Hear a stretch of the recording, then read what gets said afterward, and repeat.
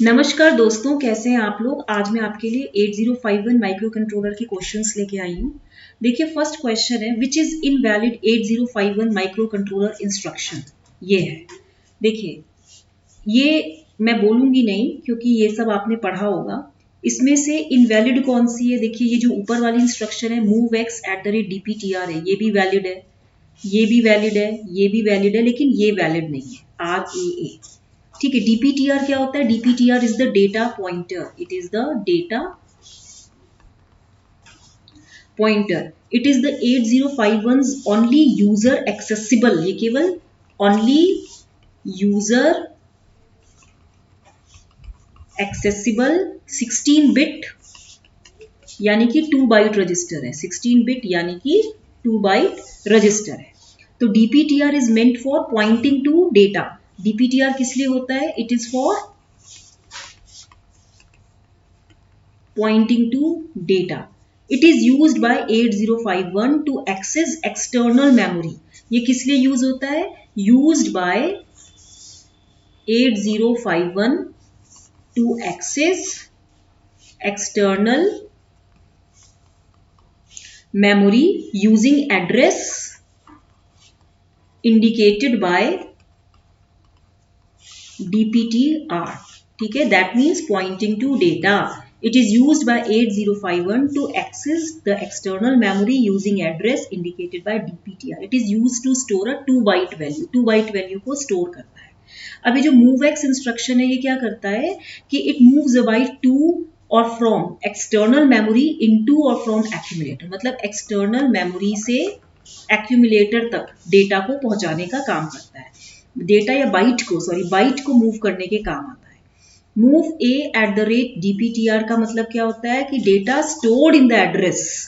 अगर यहाँ पे मैं लिखूं मूव XA, अगर यहाँ पे मान लीजिए A होता, तब क्या होता? Data stored in the address specified और loaded in DPTR is moved और लोडेड इनटू A रजिस्टर। ठीक है। अब ये जो आपका है मूव X @DPTR A, इसका मतलब क्या है?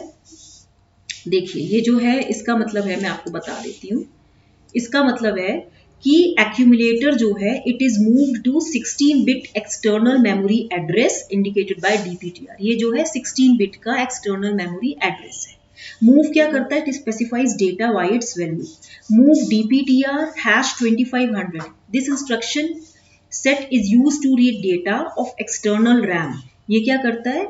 Used to read data of external RAM at location 2500। DAB क्या करता है? DA इंस्ट्रक्शन जो है it adjusts the 8-bit value of register. It adjusts 8-bit value of register resulting from the earlier addition of two variables. Resulting from earlier addition of two variables. It adjusts 8-bit value of register resulting from earlier addition of two variables which is in packed BCD format, जो कि किस में होते हैं? each in packed BCD format producing two 4-bit digits, जो कि क्या करते हैं? 2 4-bit digits प्रोड्यूस करते हैं। ठीक है, 2 4-bit डिजिट्स प्रोड्यूस करते हैं। सो DAB जो होता है, DA मतलब 8-bit वैल्यू, रजिस्टर के किसी 8-bit वैल्यू को एडजस्ट करना, जो कि किसकी वजह से प्रोड्यूस होता है? फ्रॉम जो प्रीवियस 2 वेरिएबल्स के एडिशन से, जो कि BCD फॉर्मेट में होते हैं, जिसकी से 2 4-bit डिजिट्स रिजल्ट होते हैं। तो ये RAA कोई इंस्ट्रक्शन नहीं है। नेक्स्ट क्वेश्चन है contents of which memory location is transferred to register AL after execution of following 8086 program। देखिए, इस इंस्ट्रक्शन में आप देखिए जो CX है इसमें डेटा जा रहा है 2050H। जो DS है, अब ये जो आपका DS है, CX में तो यही डेटा जा रहा है। अब जो DS है इसमें भी 2050H ही जाएगा क्योंकि इसमें CX का डेटा जा रहा है और CX में क्या है? 2050। अब ऑफसेट क्या होगा? ऑफसेट आपका क्या होगा? ऑफसेट आपको दिया हुआ है F025। ये क्या होता है? आपका ऑफसेट एड्रेस। अब आप इसमें फिजिकल एड्रेस निकालेंगे। फिजिकल एड्रेस क्या होगा आपका? सेगमेंट रजिस्टर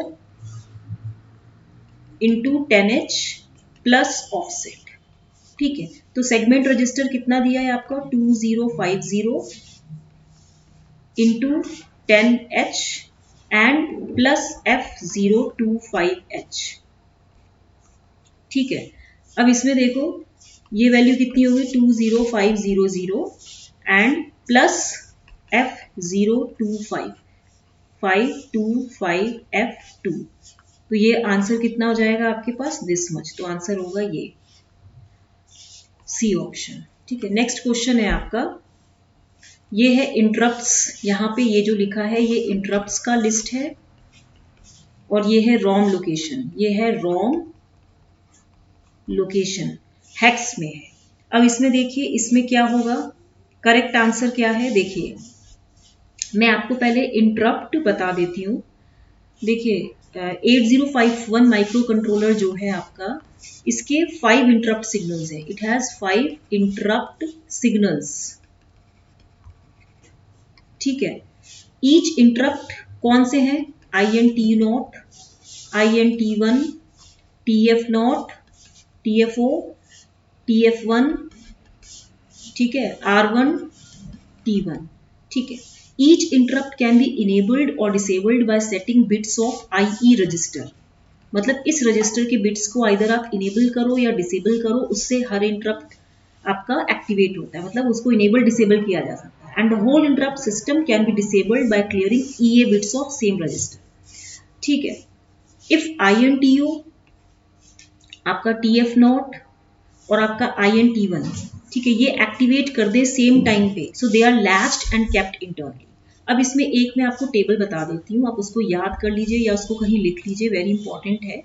जैसे कि इंटरप्ट है आपकी, यहाँ पे एक आपका हो गया रीसेट, एक हो गया आपका INTO, एक हो गया आपका टाइम TFO। चलिए मैं आपको भी टेबल अभी बाद में बताऊंगी, ये अभी थोड़ा सा ना आप इसी में से देख लीजिए।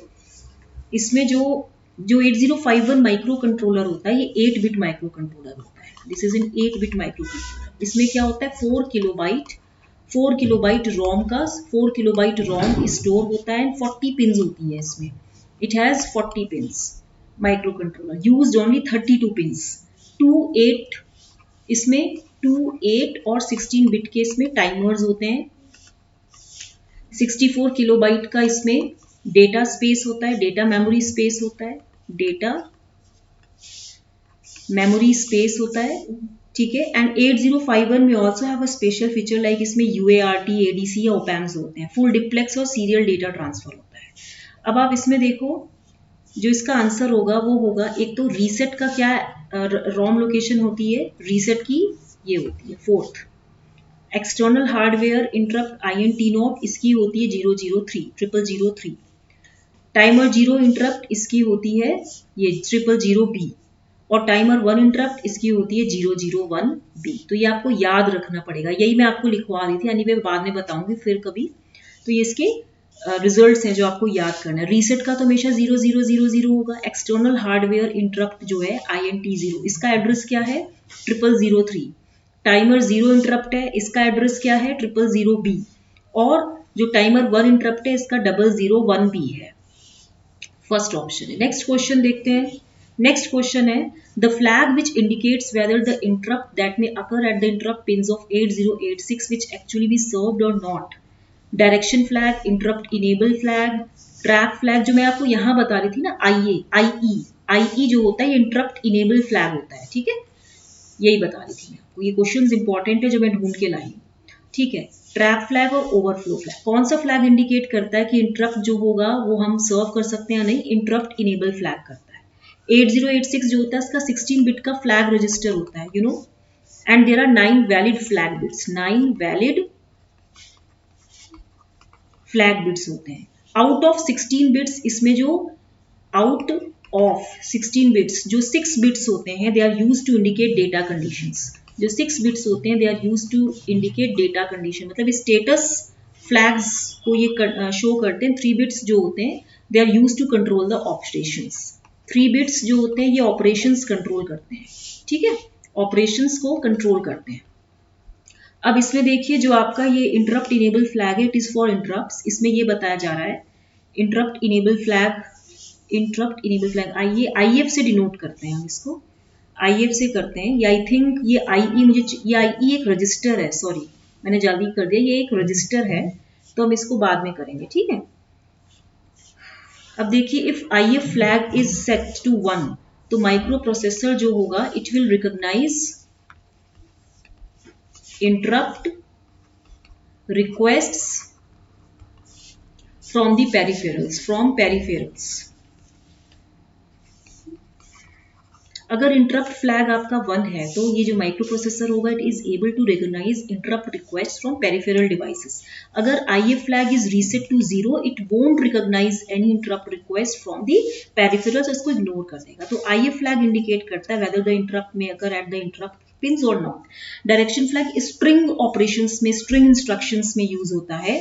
और ये जो आपका ट्रैप फ्लैग है ये ऑन चिप डिबगिंग में यूज होता है। Overflow flag signed arithmetic operation में यूज होता है, साइंड अरिथमेटिक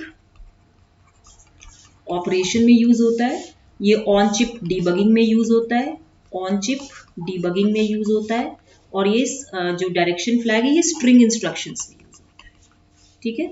नेक्स्ट क्वेश्चन है आपका 5th question.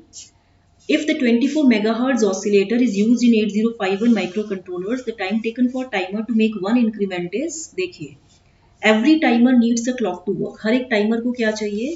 It needs a clock, it needs a clock to work, ठीक है। And 8051 provides it from an external crystal। और ये 8051 क्या करता है, कोई एक्सटर्नल आपका क्रिस्टल होता है उससे ये प्रोवाइड करता है, which is the main clock source for the timer. तो इंटरनल सर्किटरी जो होती है 8051 माइक्रो कंट्रोलर की, it provides a clock source. इसकी जो इंटरनल सर्किटरी है, ठीक है, ये क्या करता है कि it provides a clock source. ये क्लॉक सोर्स प्रोवाइड करता है टू दी टाइमर्स, ठीक है। That is 1/12 of frequency of crystal. That is यहाँ पे क्रिस्टल ऑसिलेटर फ्रीक्वेंसी आपको कितनी दी है, 24 मेगाहर्ट्ज दिया है। टाइमर फ्रीक्वेंसी कितनी हो जाएगी आपकी, टाइमर फ्रीक्वेंसी हो जाएगी 24/12 यानी कि crystal frequency by 12। Always remember. तो ये कितना था आपका, मेगाहर्ट्ज में था, तो ये कितना हो जाएगा 2 megahertz. Time taken for 1 increment फिर कितना हो जाएगा, ये हो जाएगा 1 बाय टाइमर फ्रीक्वेंसी। तो ये कितना हो जाएगा 1/2 यहाँ पे 10 की पावर -6, तो ये कुछ 0.5 माइक्रो सेकेंड्स आएगा। तो आंसर आपका ये हो जाएगा, ठीक है। नेक्स्ट क्वेश्चन है, ये वाला क्वेश्चन है, ये क्वेश्चन आपका होमवर्क है, ठीक है। ये क्वेश्चन आप करके लाइएगा। Match list 1 with list 2 in 8086 micro processor. अगर आपको मेरे पढ़ाने का ढंग अच्छा लगा हो तो इसे लाइक शेयर एंड सब्सक्राइब करना मत भूलिएगा। Till then